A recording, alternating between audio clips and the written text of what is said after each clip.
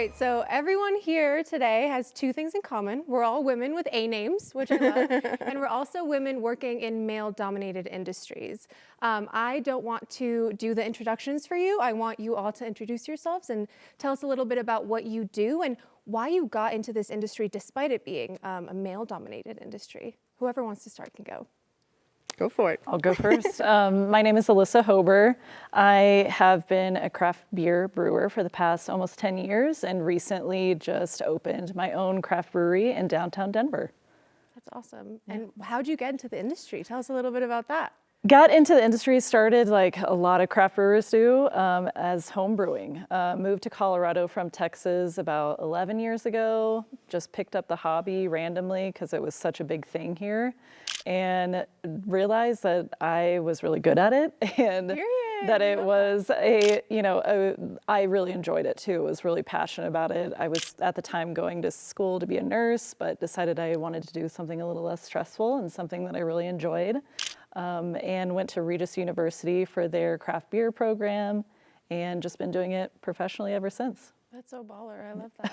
What about you? So I'm Adriana. My stepdad is actually the reason that I became a pilot. He was a pilot for United, actually. Wow. And I remember I was 15, and he gave me a discovery flight for Christmas, it's 30 minutes in a tiny little 4-seater airplane. We took off, and I knew from that moment that that's what I wanted to do for the rest of my life. And he was the one truly that encouraged me and helped me get started. He was my first instructor.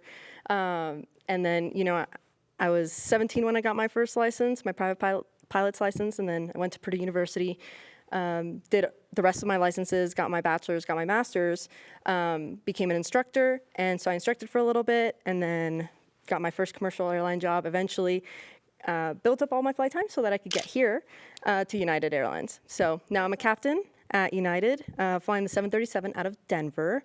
I'm also on the pilot hiring team, so I'm also recruiting, hopefully, more women like me. That's awesome. To help, to increase diversity at United. Absolutely, and you're the youngest, correct me if I'm wrong, you're the youngest captain at United. The youngest female captain. Right. Yeah, so there are men who are like 23, I think, 23, 24, that did upgrade, but I was 27 when I upgraded to captain, and I'm pretty sure I'm still the youngest female captain, or I was the youngest when I first upgraded. Congratulations, Yeah. that's Thank you.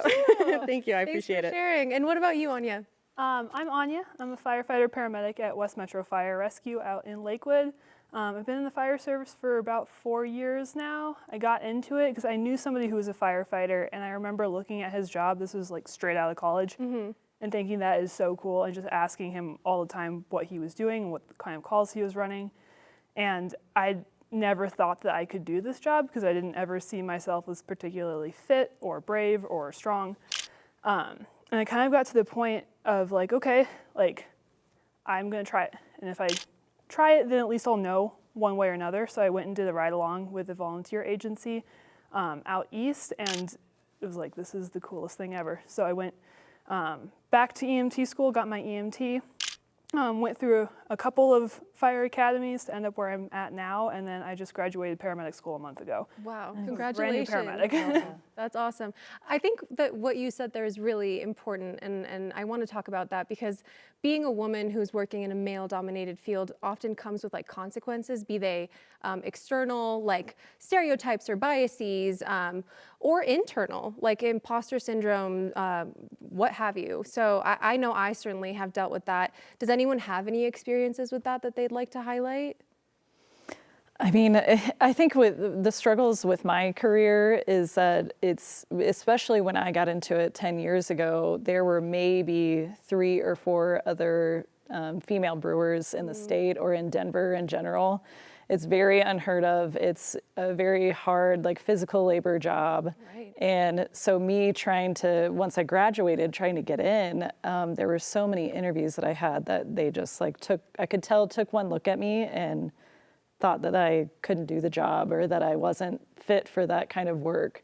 So it was a really hard struggle to try to convince people that like, no, I do brew. I am, a small person, but I can lift heavy things, and I can make really good beer. Absolutely. I'm sure you do. I got to try it. For me, I mean, unfortunately, it does happen quite often.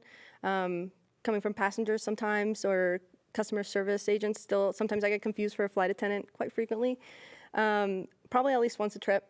And then I'll fly with another pilot, and they don't necessarily realize how often it happens until they experience it themselves and see that they call them the captain instead of me, even though we're standing right next to each other, and they can see how many stripes I have, right? Because captains have 4 stripes and first officers have 3 stripes. And so when that happens, I mean, at a certain point, you can't let it get to you, because you know what you're good at. You know what your capabilities are. You know what your accomplishments are.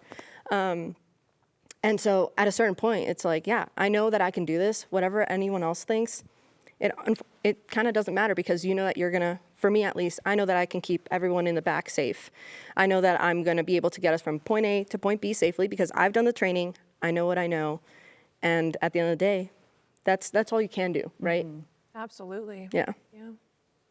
Yeah, I definitely run into some of the same things too, especially like just last week I had my gear sitting in my garage because I was switching stations from an overtime, and somebody saw it and was like, husband, boyfriend? I'm like, no, it's me. Like, I do this job. I've had that happen with my license plates too, because I have the fire plates. Oh, cool. And yeah, you kind of get used to it. I've gotten to the point where like I can laugh it off, and they're like, oh really, you do that? That's really cool. And then imposter syndrome is something that I've dealt with my whole time in the fire service.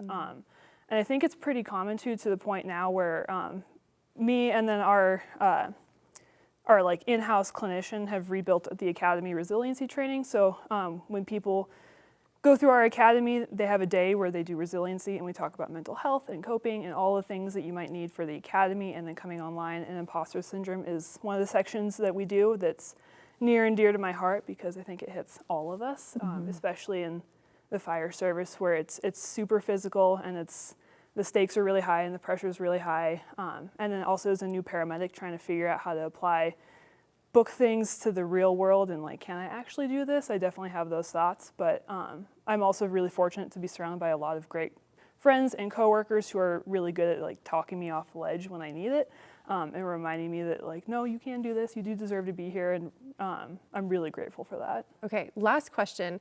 For any young girls or anyone who's watching, what would you say if you had a message of encouragement for them?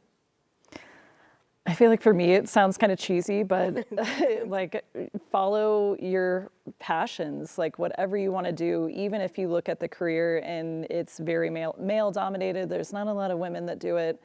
That doesn't mean that you can't. And if I can do it, anybody can do it. I love that. Yeah, I totally feel the same way. It's really a matter of not giving up and not letting what anyone says deter you from doing what you want to do.